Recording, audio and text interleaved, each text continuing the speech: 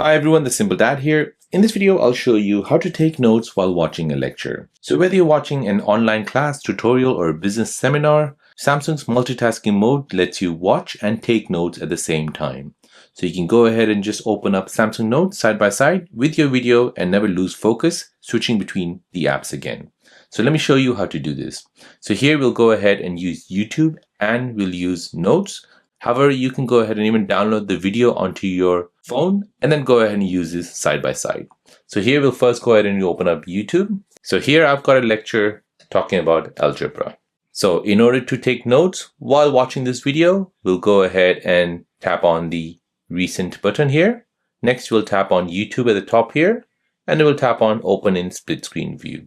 Now we'll go ahead and search for an app called Samsung Notes.